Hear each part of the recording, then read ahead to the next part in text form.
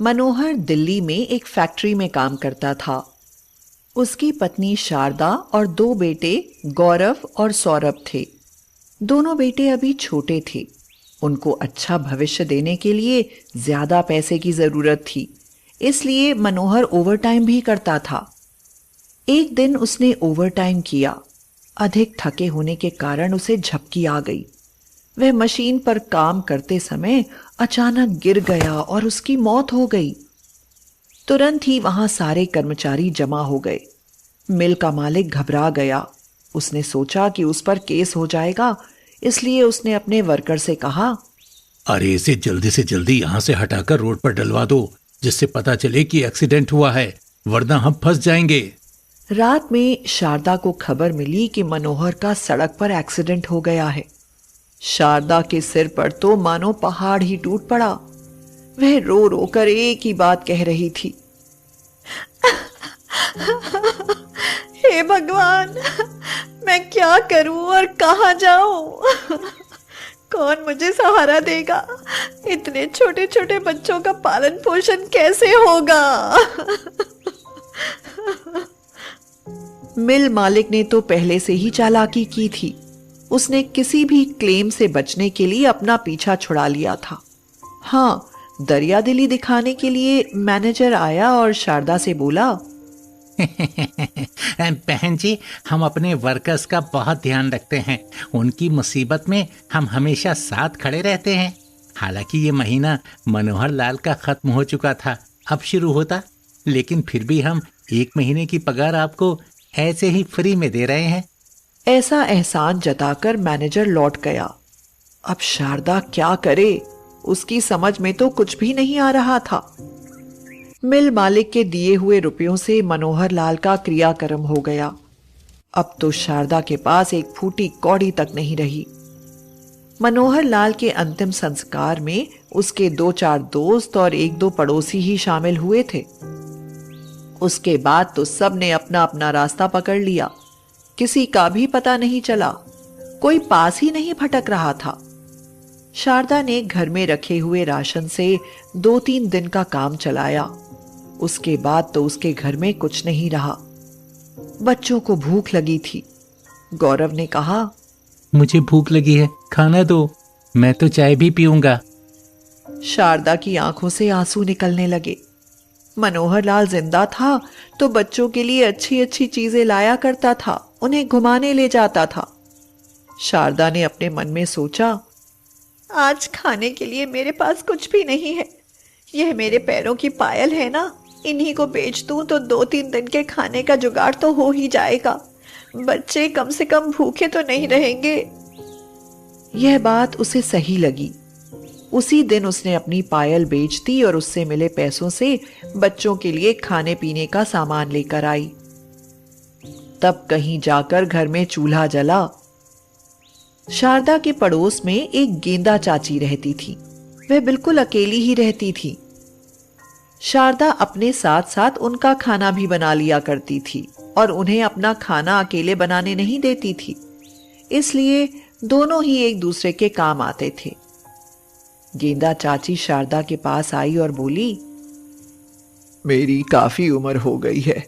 बच्चों ने अपने लिए ठिकाने बना लिए और दूसरी जगह रहने चले गए, लेकिन मैं अपने घर को छोड़कर नहीं गई, इसलिए अकेले ही रहती हूँ। जानती हूँ चाची, लेकिन तुमने और मनोहर ने मुझे अपना समझा। मेरे बच्चे मेरा साथ छोड़ गए, लेकिन तुमने मेरी मदद की। मेरे पास पैसा तो नहीं है बेटी, लेकिन और तरीके से मैं तुम्हारी मदद कर सकती हूँ। तुम्हें मैं एक सलाह देती हूँ कि तुम कुछ काम करो। तुम्हारे बच्चों की देखभाल मैं कर लिया करूँगी। देखो, मैं इसीलिए कहती हूँ क्योंकि मुझे तुमसे बहुत लगाव है। हाँ। गेंदा चाची की बातें सुनकर शारदा की आंखें भर आईं और शारदा बोली, बुरे वक्त में सब साथ छोड़ जाते हैं। आप भी मेरी तरह हो, तभी आपको हमसे हमदर्दी है। बताओ अब मैं क्या करूं? बेटी, ऐसा करो, बड़े बड़े घरों में झाड़ू पोछा और खाने बनाने का काम पकड़ लो।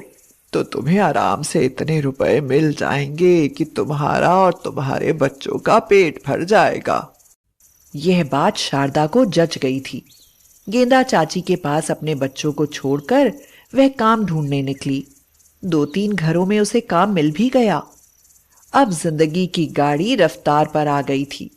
धीरे धीरे शारदा के बच्चे बड़े होने लगे और स्कूल जाने लगे। गेंदा चाची उन्हें स्कूल छोड़ आती और ले भी आती। एक बार शारदा बीमार हो गई। कई दिनों तक वह काम पर जा ही नहीं पाई। उसके बाद वह डॉक्टर साहनी के यहाँ काम करने के लिए गई। मन ही मन में वह सोच रही थी, क्या करूं, आज तो पैसे भी नहीं मिल पाएंगे। बच्चे 2 दिन से भूख के मारे रो रहे हैं और गेंदा आंटी की तबीयत भी सही नहीं है। उन्हें भी खाना नहीं मिला, इससे वह भी लगभग बेहोश हो पड़ी हैं। क्या करूं, कुछ समझ में नहीं आता। उस दिन कुछ मन में सोचकर शारदा ने फैसला किया। उसने ढेर सारा खाना बनाया। डॉक्टर साहनी और मिसेस को खाना परोसकर अपने घर के लिए उसने चुपके से ढेर सारा खाना पैक करके झोले में रख लिया था। वह झोले को छुपाकर घर से बाहर निकल गई और अपने घर की ओर चल दी। लेकिन मिसेस साहनी ने उसे देख लिया तो उन्होंने डॉक्टर से कहा, देखो, इसको तो हम बड़ी सीधी और भोली समझते थे। पता नहीं वह हमारे घर से क्या सामान चोरी करके ले जा रही है। जल्दी देखो। डॉक्टर साहनी ने जब यह सुना तो वह अचंभे में रह गए। तुम रुको, मैं भी देखता हूं। डॉक्टर साहनी शारदा का पीछा करने लगे। काफी दूर चलने के बाद वह झुग्गियों की बस्ती में आ गए। उन्होंने देखा शारदा एक झोपड़ी में घुस गई। खिड़की के पास खड़े होकर डॉक्टर साहब अंदर का नजारा देखने लगे। शारदा ने झोला खोला तो डॉक्टर की आंखें आश्चर्य से फैल गईं। उस झोले में से खाना निकला। शारदा ने वह खाना 2 थालियों में परोसा और एक थाली लेकर गेंदा चाची के पास गई, जो लगभग बेहोशी की हालत में पड़ी थी।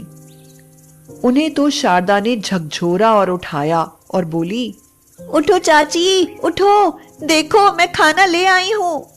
गेंदा चाची उठी और खाने को देखकर वह उस पर झपट पड़ी और पूरी थाली को साफ कर दिया।